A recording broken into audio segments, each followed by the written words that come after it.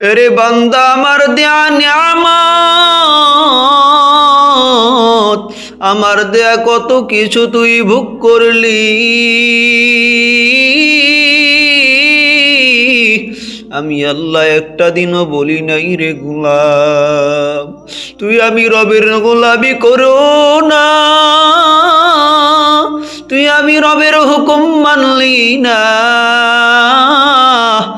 যা যা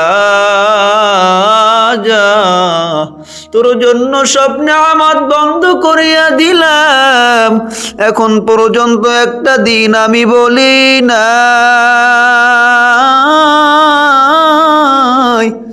আমি বলি গোলাম গুনাহ করছো, আমি রবের হুকুম মানো না।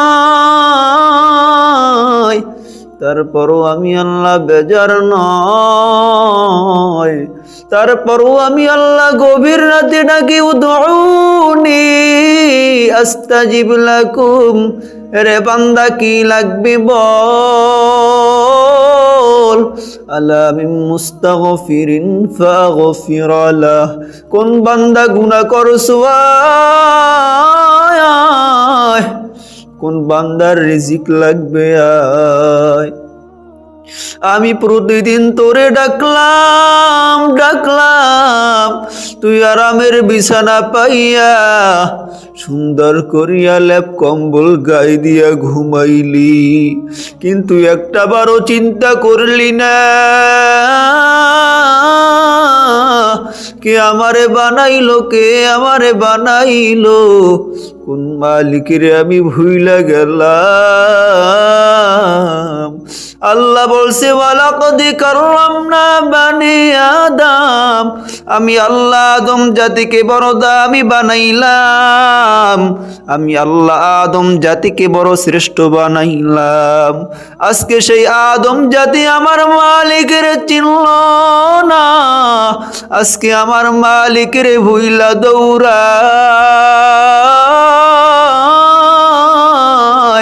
আমার আল্লাহ কয় রে গোলাম আমি রবকে ভুইলা কোথায় যাও, একটা বার কি চিন্তা করলি না তোর বাবা ছিল তোর বাবা নাই,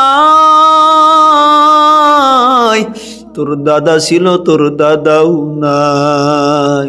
কোন সময় দেখা যায় বাবার সামনে থেকে সন্তান নাই, মায়ের সামনে থেকে মেয়ে বিদায় হয়। আল্লাহ কয় বান্দা তোরে বানাইছি বানাইলাম, তারপরও একটা বারও কি মাথায় চিন্তা আসে না রে বান্দা আবার মালিকের কাছে প্রত্যাবর্তন করতে হবে। রে বান্দা আমি কি নিয়ে রওনা দিব, দুনিয়ায় বাজারে গেলে হাটে গেলে মার্কেটে গেলে বান্দা টাকার প্রয়োজন হয়। এরে বান্দা টাকা ছাড়া বাজারে সমাজে কোনো মূল্য নাই। এরে বান্দা আল্লাহ তাআলা জানাইয়া দেয় ইয়া আইয়ুহাল্লাযীনা আমানুত্তাকুল্লাহ ওয়াল তানজুর নাফসুম মা কদ্দামাত লিগাদিন ওয়াত্তাকুল্লাহ ইন্নাল্লাহা খাবীরুম বিমা তা'মালুন। এরে বান্দা আখিরাত নামের একটা জগৎ, ওই জগতে তোর পাড়ি দিতে হবে, ওই জগতে যাবি তুই কি অগ্রিম পাঠিয়েছো। দুনিয়ায় শান্তিতে থাকার জন্য দুনিয়ায় টাকার বিকল্প নাই।